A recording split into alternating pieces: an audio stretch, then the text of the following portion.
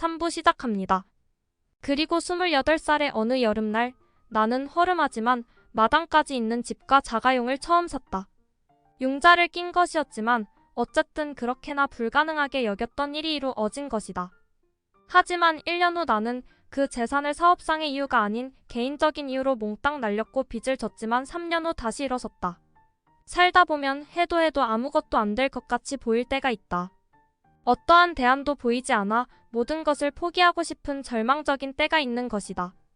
현실에 대한 실망, 좌절이 절망 속에서 계속 쌓이면 자살의 유혹을 느끼기도 한다. 그러한 경우 자살은 함부로 저지르는 무의미한 행동이 아니라 오히려 개인이 처한 고통이나 위기 상황, 상실감 등으로부터의 탈출구로 잘못 여겨지기도 한다. 나도 그렇게 오해했었으니까. 그러나 로버트 슐러는 절벽에서 떨어지고 있는 상황일지라도 아무것도 할 수 없는 것은 결코 아니라고 한다. 떨어지고 있으므로 하늘을 향해 날 아볼 수는 있지 않느냐는 것이다. 나 역시 그렇게 떨어지던 중 비쩍 마른 두 팔로 온 힘을 향해 세상 속으로 날갯짓을 시작하였을 뿐이다. 추락하는 것에는 날개가 있다라는 말을 그래서 나는 좋아한다. 절망을 겪어보지 않은 사람은 그런 날갯짓을 할 줄 모른다. 다행스럽게도 절망의 골짜기에는 밑바닥이 없다. 아무리 깊이 떨어져도 우리를 산산조각으로 부서뜨릴 절망이란 이 세상에는 없다는 말이다. 우리를 파괴시키는 것은 우리 자신일 뿐이다.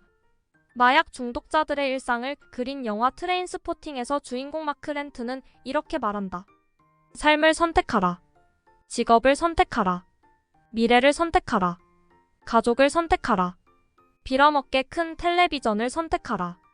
세탁기, 자동차, CD 플레이어, 전동식 깡통 따개를 골라라. DIY 제품을 고르고 일요일 아침마다 교회에 나가 회개하는 삶을 선택하라. 빌어먹을. 하지만 내가 왜 그런 것을 원해야 하지? 렌트는 평범한 사람들의 평범한 삶을 비웃는 듯 보이지만 그의 독백 속에는 학벌이나 돈, 능력도 없으므로 평범하게 살려야 살 수도 없지 않느냐는 절망이 근저에 깔려있다. 그는 대안으로 마약을 선택하였을 뿐이다. 트레인스포팅은 영국에서 기차가 처음 생긴 지 얼마 되지 않았을 때 생긴 말로 사람들이 기차역 플랫폼에 모여 역으로 들어오는 기차의 번호를 맞히는 게임을 뜻한다. 이 영화의 극작가 존 호지는 이런 게임을 하는 사람들, 즉 트레인스포터는 혼돈으로 가득 찬 세상에서 무엇인가를 바로 잡아야겠다는 행동 양태를 가진 사람을 일컫는 것일 수 있으며 이는 영국 젊은이들뿐만 아니라 현재를 사는 모든 젊은이들의 모습이라고 하였다. 결국 트레인스포팅은 삶은 우리에게 달려오지만 우리는 삶의 번호를 알지 못하며 다만 번호를 맞히는 게임을 할 뿐이라는 의미를 던져준다. 우리는 왜 절망하는 것일까? 미래의 상황을 현재의 처지에 비추어 미리 계산하기 때문이다. 지금 인류대를 못 다닌다고 해서 10년 후에 성공하지 못할 것이라고, 지금의 빚을 5년 후에도 못 갚을 것이라고, 지금의 봉급으로는 평생 남들처럼 못 살 것이라고 미리 계산하여 체념한다. 지금 가난함으로 평생 가난하게 살 것이라고. 미리 계산기를 두들겨대면서 미래의 삶에 절망적인 번호를 매기고 만다. 내가 그랬듯이 말이다. 하지만 지금 상황이 이러저러하므로 5년 후, 10년 후에도 이러저러 할 것이기에 희망이 없다고? 너무 계산이 빠른 것 아닌가? 점쟁이도 자기 미래는 모르는데 어떻게 감히 신의 영역인 미래를 스스로 투시하고 미리 계산할 수 있다는 말인가?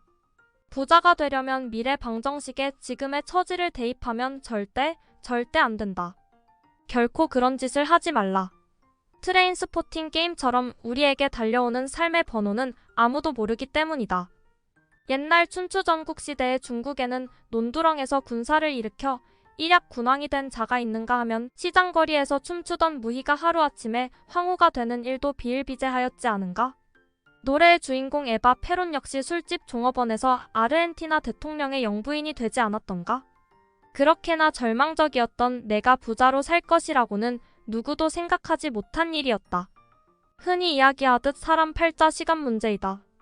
그러므로 미래를 미리 계산하여 절망하는 어리석음을 버리고 그저 이 순간부터 당신의 미래, 언젠가에 무슨 일인가가 새로 일어날 수 있도록 책을 읽고 지식을 축적하라. 절대로 내가 이걸 배워서 어디다 써먹겠어? 내가 이렇게 한다고 해서 무슨 소용이 있겠어? 하는 따위의 생각은 추호도 갖지 말라. 그것 역시 미래 방정식에 현재의 시간을 대입시키는 어리석은 짓이며 패자들이 즐겨 사용하였던 핑계에 지나지 않는다. 단 조건이 있다. 뭘 배우든지 간에 뭘 하든지 간에 미친 듯이 피를 토하는 마음으로 제대로 하여라. 그렇게 할 때에야 비로소 미래는 그 암흑의 빗장을 서서히 열어주기 시작할 것이다. 조만간 그 빗장 너머에서 비치는 강렬한 태양빛 아래에서 당신은 감격의 눈물을 흘리게 될 것이다.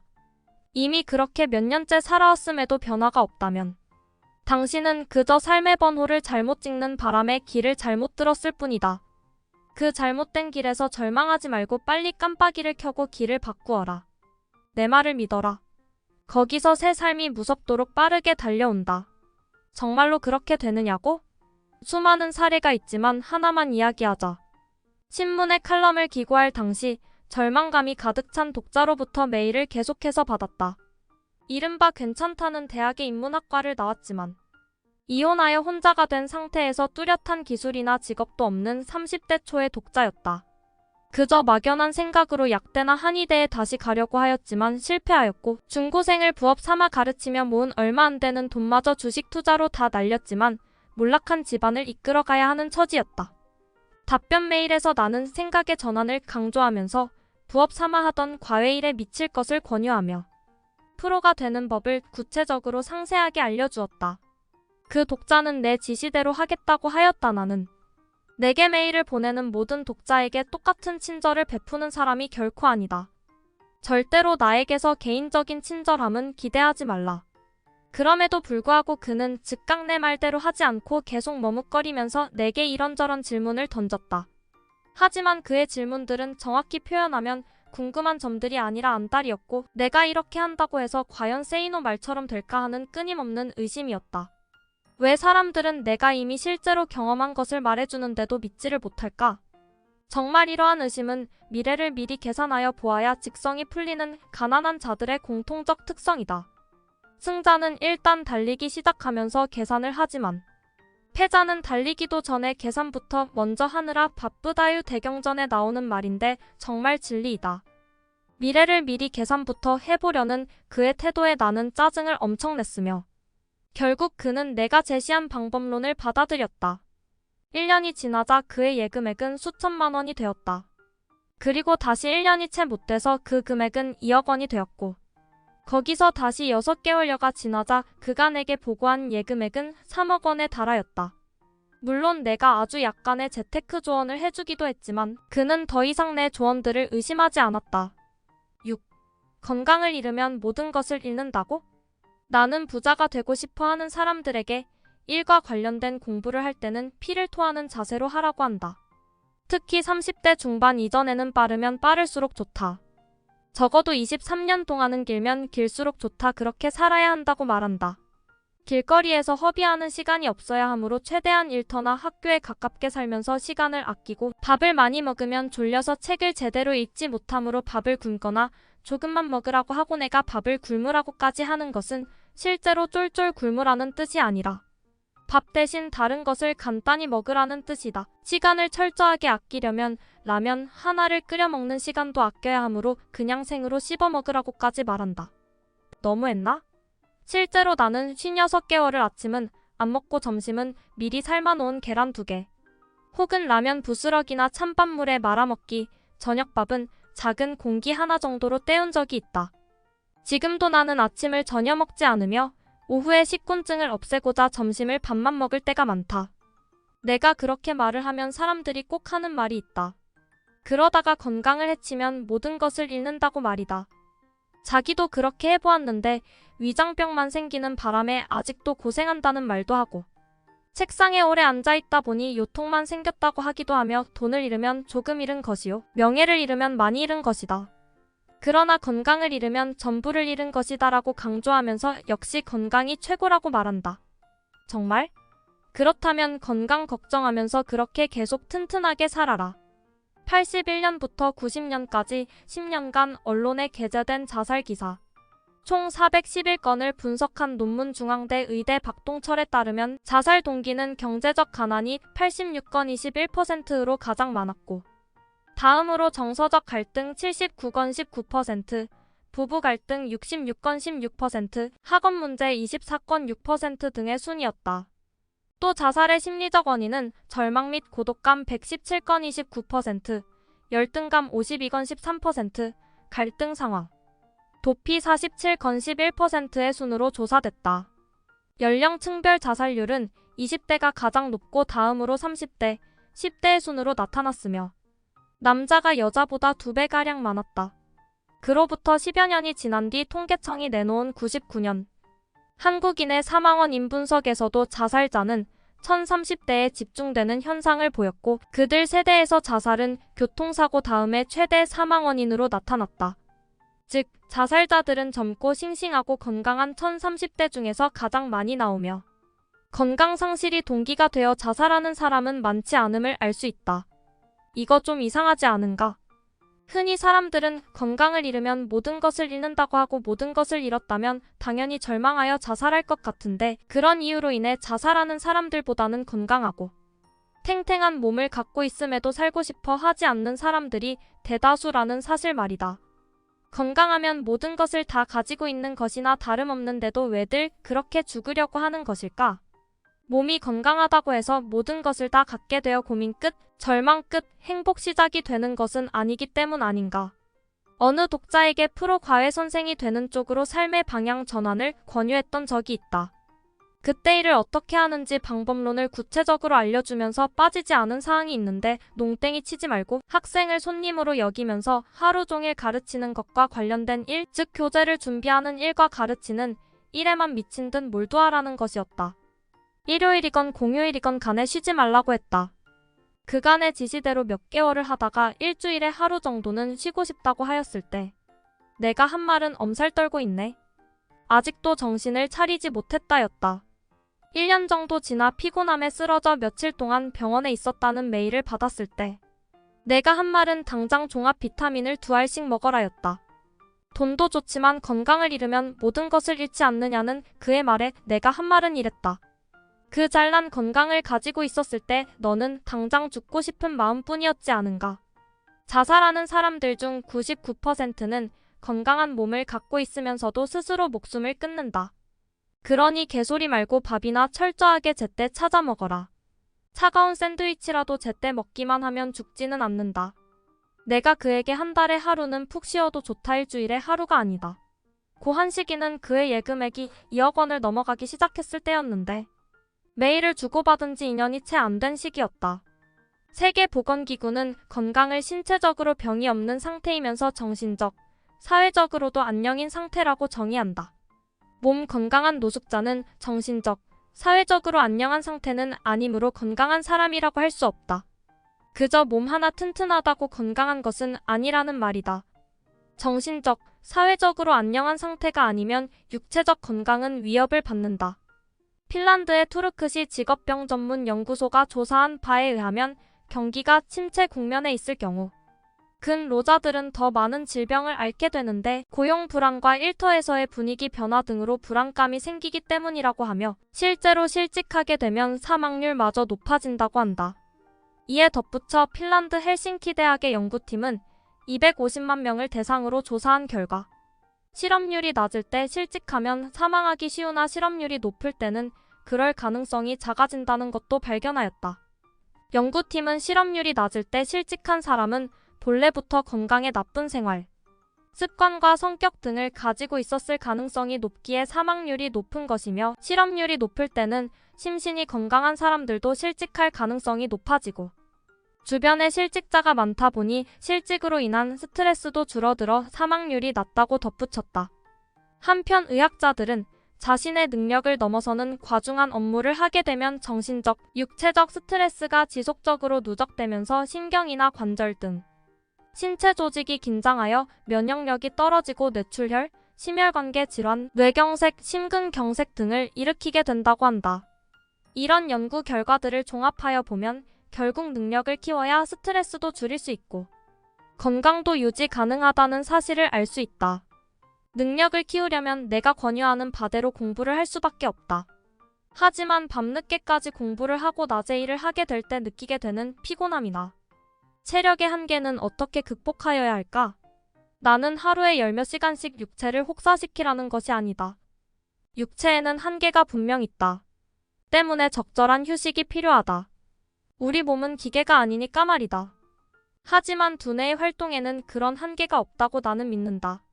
휴식 삼아 영화를 보건 음악을 듣건 뭘 하건 간에 두뇌는 생각을 멈추지 않는다. 잠을 자지 않는 이상 두뇌는 계속 활동한다. 심지어 잠을 자는 동안도 눈동자가 움직이고 REM 수면 상태 뇌파의 변화가 있는 것을 보면 두뇌는 수면 중에도 완전히 쉬고 있는 것은 아닌 듯 싶다. 내가 피토하듯 하라는 것은 어느 한 분야에 정신을 계속 집중시키면서 두뇌를 계속 사용하라는 뜻이다.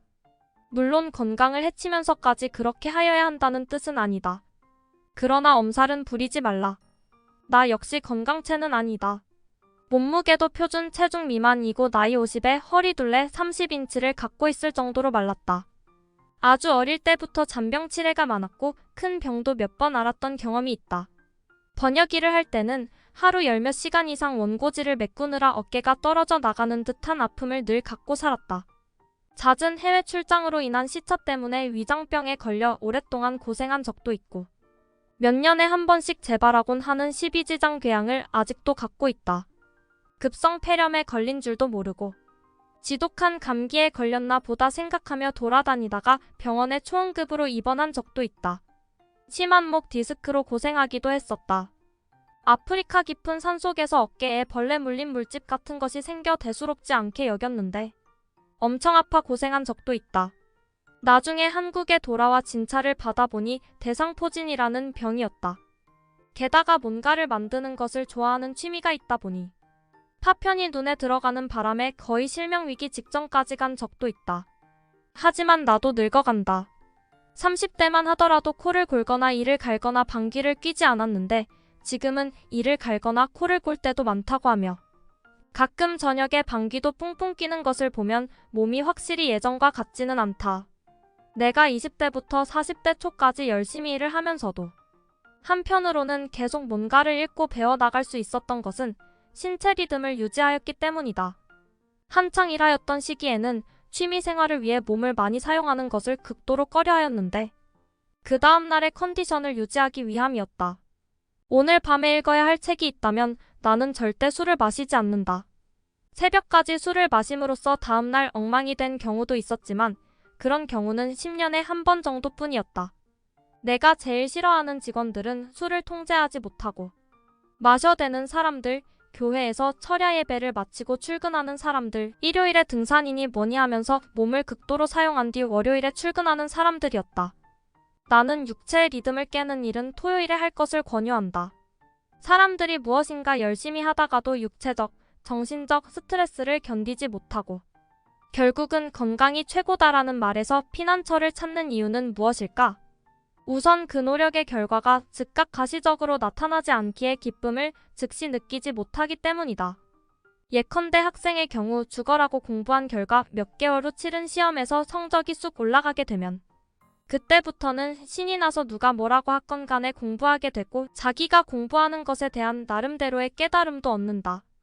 그러나 그렇게 노력하였음에도 불구하고 성적의 변화가 없었다면 노력할 마음은 사라지고 오히려 육체적, 정신적 스트레스에 시달리게 되면서 소화가 안 된다느니 등등 갖가지 질병을 달고 다니게 된다. 사람들이 노력을 열심히 하지 못하는 이유 역시 비슷하다. 몇 개월을 열심히 해보아도 수입이 즉각 느는 것도 아니고 남들이 알아주는 것도 아니다.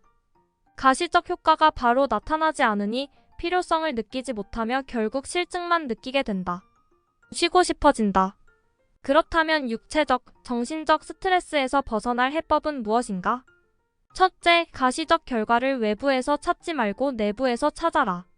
당신 자신의 노력을 인정해주고 칭찬하여야 할 주체는 타인이나 직장이나 사회가 아니다. 왜 상을 누군가로부터 받으려고 하는가? 상은 당신이 자기 자신에게 주는 것이 진짜이다. 새겨들어라. 훌륭한 화가는 자기 그림이 마음에 들 때까지 붓을 놓지 않는 법이다. 당신 역시 자신이 알고 있는 지식 수준에 스스로 흡족할 때까지 공부하고 노력해라. 스스로 얻게 되는 뿌듯함, 내가 여기까지 알게 되었구나 하는 벅찬 기쁨, 이런 것들을 소중히 여길 때 스트레스는 사라진다. 둘째, 쉬고 싶은 이유를 생각하여 보라. 당신이 허약 체질이라도 재미있는 컴퓨터 게임은 쉬지 않고 24시간 이상도 할 수 있을 것이다. 재미를 느끼는 데다가 육체적 에너지의 손실이 크지 않고 두뇌를 사용하는 일이기 때문이다. 육체 노동이 아닌 일에서 자꾸 쉬고 싶어지는 이유는 재미를 느끼지 못하기 때문이다. 그러므로 몸이 비비꼬이고 실증이 날 때는 자기가 재미를 느끼지 못하는 이유를 스스로 파악하여야 할 것이다. 재미를 느끼기만 한다면 스트레스는 더 이상 주어지지 않는다. 셋째, 노력한 만큼의 대가는 반드시 주어진다는 것을 믿어라.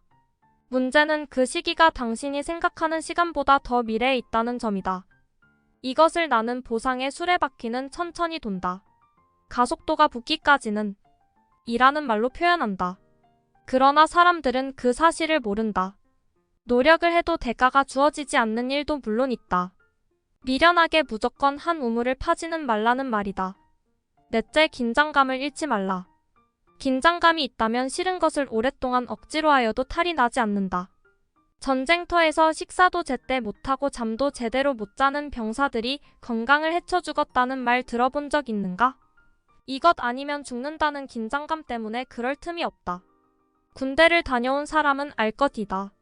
제 아무리 몸이 아파도 점호 시간에는 정신이 번쩍 든다는 것을. 결국 모든 것은 당신 정신 상태에 달려있다는 말이다. 죽기 아니면 까무러치기라는 식으로 자기 자신에게 배수의 진을 치라는 뜻이다. 그래도 당신은 여전히 육체의 건강을 우선으로 친다고? 아무도 안 말린다. 그러나 그 튼튼한 몸이 도대체 왜 필요한지 그 육신의 존재 이유를 한 번쯤 생각하여 보면 어떨까? 그저 오래 살기 위해서? 여기까지 세이노의 가르침 3부 소개였습니다. 구독과 좋아요 알림 설정은 물음표에 대한 호의입니다. 원하시는 작품의 제목을 댓글에 남겨주시면 영상 제작에 참고하겠습니다.